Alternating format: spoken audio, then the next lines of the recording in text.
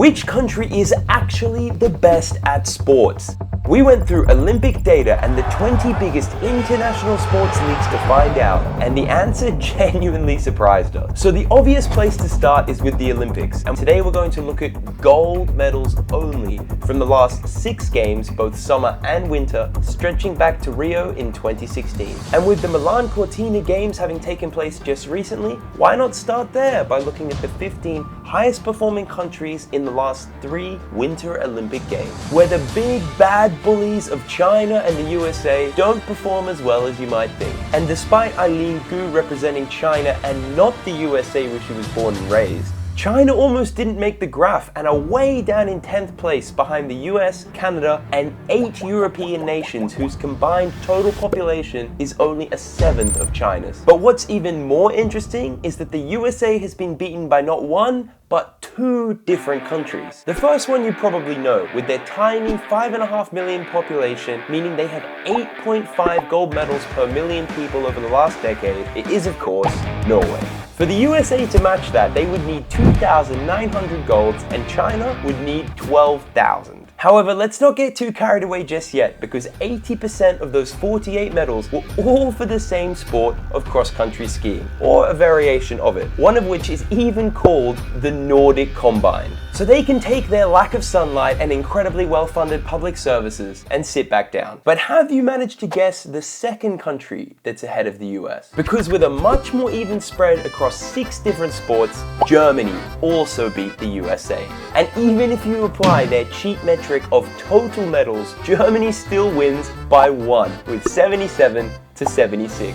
So it's not just Norway's gold medal factory that's managing to beat the US. But you might say, Max, no one cares about the Winter Olympics. And you know what? You're right. So let's get into the real Olympics. And we all know the US and China dominate, or do they? Because they actually both cheat. Let me explain. At the Paris Olympics, for the first time in history, China and the US tied for first place, both with 40 golds. So it came down to the silver medals for a tiebreaker. However, this is where it gets funny, because both countries actually claim to have won the Olympics by a large margin. The USA is the only country in the world who tally up total medals and not gold medals when reporting the winner of the Olympics. So according to them, they won the Paris Olympics by a whopping 126 to China's measly 91. This measurement is of course because they have the most athletes and is not recognized by the IOC or any other country. And in the case of China, they added 2 gold medals from both Taiwan and Hong Kong to their tally, making it 44. China also did this at the Tokyo Olympics, taking their 38 versus the US's 39 and adding 2 from Taiwan and 1 from Hong Kong to make it 42. In the end, the USA did win as they had more silver medals as a tiebreaker, but it was extremely close and neither country was willing to admit it. I guess you gotta respect the hustle. I mean, even England cheated in the Olympics by adding Scotland, Wales, and Northern Ireland to their Team GB, despite remaining separated in almost every other competitive sport. But they still got smoked in Paris by their former colony of Australia, so maybe they need it.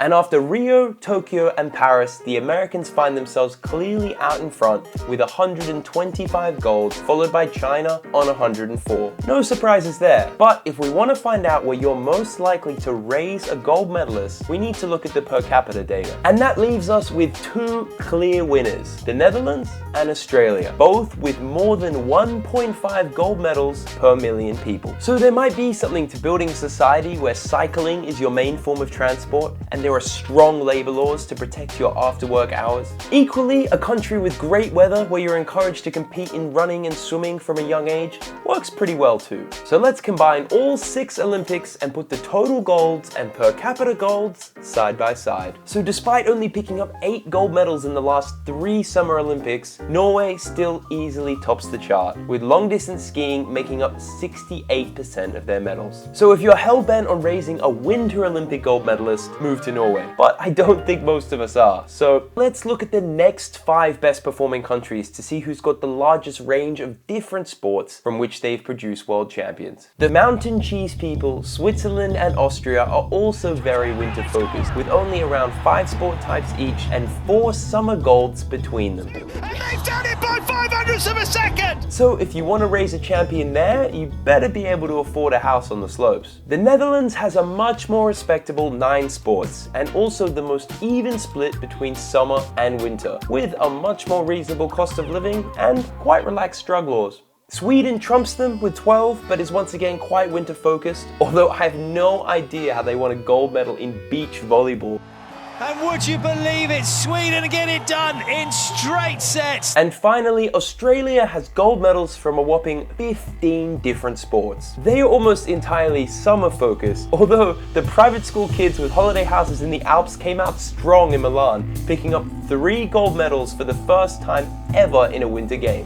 Jakara Anthony, gold for Australia! But Australia does have the best weather, quality of life, and the most sports from which they've produced champions, meaning your child has a better chance of finding something that they're good at. So for the best range across both summer and winter sports, while also boasting a massive tally per capita, the Netherlands is certainly your best bet. But if you couldn't care less about winter sports and want to live in a country where the sun is always shining, raise your gold medalists in Australia. However, as incredible as the Olympics is, it might not actually be the best measure of sporting success, as the far majority of Olympians are not true professionals, meaning they do not make a living from their sport. So it depends what you mean by best, because the country where you're most likely to raise a gold medalist, it's not the same country where your child is most likely to make enough money as a professional athlete to buy you a house. A 2020 survey of 500 elite Olympic athletes found that 58% of them didn't consider themselves financially stable. You see someone that's on television all the time and assume all Olympic athletes are famous, all you have to do is get a medal and you'll be rich, and nothing could be further from the truth. And a more recent report by Al Jazeera in 2024 found that more than a quarter of all US Olympians are making less than $15,000 annually, well below a living wage. So to win a gold medal in the Olympics, you don't only have to train like a professional, but also have the financial privilege to allow you to do so. Then I guess it's no surprise that the countries that are performing best per capita are some of the countries with the highest median wealth. So while raising an Olympic gold medalist must feel great, you better have the money to support them. And when it's all said and done, they are not very likely to buy you a house. Being a champion in one of the world's major sports leagues, on the other hand, that's the real pinnacle of athletic success. So I pulled together a list of the 20 biggest international sports leagues by global viewership. International, meaning you represent your country first and foremost before a club or team. There ain't no flags in the NBA. And at least a strong majority of these athletes are full-time professionals, and many are making more than enough money to buy their parents a house. I then calculated the performance of the 15 best countries in each sport over the last decade of competition to find out which country is really pumping out the most elite professional athletes. Now, each league was measured differently. For major knockout tournaments like a World Cup, I awarded 1 point for each win in a knockout round and an extra 5 points for winning the tournament. And then a few sports had unique systems like days spent in the yellow jersey for Tour de France or total champions produced for the UFC. I then gave them each points from 1 to 15, 15 being the best performing country and 1 being the worst. And then the points from those rankings formed the final scores. So Switzerland, for example, were the 4th best at tennis, landing them 12 points, and were the 8th best at ice hockey, landing them 8 points, for a total score of 20 points. So when all that was done, the countries with the highest total scores were the USA, Australia, and France. And France is an important one because while they performed decently in the Olympics, they are clearly more focused on the big professional sports where you can make the most money. Like football, basketball, golf, tennis. For these guys, buying their parents a house will not be a problem. One interpretation of this might be that the best athletes in France are not the ones wealthy enough to fund an Olympic campaign, but are more likely to have origin stories like Kylian Mbappe, the working class son of a Cameroonian immigrant who is now considered to be the best player in the most competitive sport in the world. France's score is very close to that of Australia and the US, but you know what's not close? Their populations. So if we flip this to score per capita, the US falls all the way down to 35th, and our previous high performers of Norway, Australia, and the Netherlands are still in the mix. But now we have a couple of new countries topping our list. Now, I have also eliminated the countries with a population of less than 5 million because the sample size was just too small. Although it is worth noting that Slovenia was topping the list before I did this. However, most of their points came from just a single man, Tadej Pogačar, the world's greatest Tour de France cyclist. So as incredible as he is, the score wouldn't be a very good representation of their country as a whole. Which leaves us with New Zealand as the top scorer, and at least in the case of New Zealand, their points are spread across cricket, field hockey, and MMA, as well as the two types of rugby which they are most known for. But rugby accounts for less than 50% of their total points, so all hope is not lost for New Zealanders without the incredible Maori genetics of their rugby team. And then we have Denmark, with a surprisingly even spread across 7 sports, with the highest performers being cycling and badminton. And it's a similar story to other Scandinavian paradises. Wealthy country with a great quality of life and a high emphasis on sport, but it's cold and dark and not interested in waging war over the price of oil, so no one cares. And then Serbia is a bit less convincing with only 4 sports and 40% of their total points coming from the big man Novak Djokovic. Serbia is also far more interesting as they claim ownership over their neighboring country of Kosovo, who has a different government, currency and culture. Kind of like China and Taiwan, although unlike China, when Kosovo wins a gold medal, Serbia don't claim it as their own. See, far more interesting than these boring Scandinavians all holding hands and getting along nicely. Then the first larger country with a population over 5 times that of New Zealand is of course Australia, with a whopping 135 points across 13 sports. So for the greatest range of options while still boasting a massive score per capita, Australia is a no-brainer. Hit the beach, have a barbecue, raise a world champion. However, the Netherlands once again looks very strong with their 79 points spread across 9 different sports. So if you'd rather be in the vibrant cultural hub of Europe than a secluded island paradise, Holland is still a great bet. And in the case of Norway, all their points come from only 2 sports, handball and ice hockey. Shoot, scores! So once again doing well per capita, but only specializing in a few boring sports. So to finish, why don't we return to those 15 best performing Olympic nations and see how they stack up when we add these scores into the mix. So obviously the gold medals and the ranking scores aren't directly comparable, so I got a percentage of the scores per capita for each of them to compare. And there we have it! Norway's massive Winter Olympics score has kept them firmly in first place, with the Netherlands offering the most even split of points across the Olympics and various international sports, before Australia comes in third with the strongest overall score by a mile and the strongest per capita score in professional sports, but falling just behind in the Olympics. So here's how I misled you slightly at the start of the video. When we looked at the Olympics, we looked at the 15 best performing countries and then checked their performance per capita. But if we started with performance per capita, then New Zealand would have actually been in second place with 4.4 golds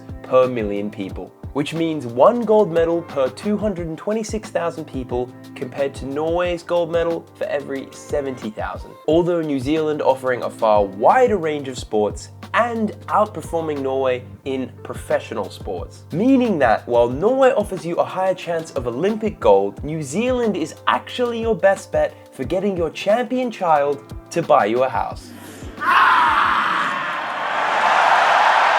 So why are they winning so much? The first thing people might look at is money, but it's not quite that simple. There is this incredible emphasis on the experience of sport in Norway, and they aren't even allowed to keep score until they're 11. Essentially, their success comes down to 93% of children being in organized sports and parents having the time and money to support them. They're also encouraged to try a load of different sports and not specialize too early. This is all designed to keep kids motivated and enjoying themselves and not outcome driven. And then they have extremely well-funded elite pathways, sports scientists, and facilities to get the most out of their athletes. They even developed a system to make sure their athletes aren't overtraining, known as the Norwegian method, which has resulted in numerous world records in middle and long distance events, which Norwegians tend to have the best genetics for. Basically the exact opposite method of Russia and China.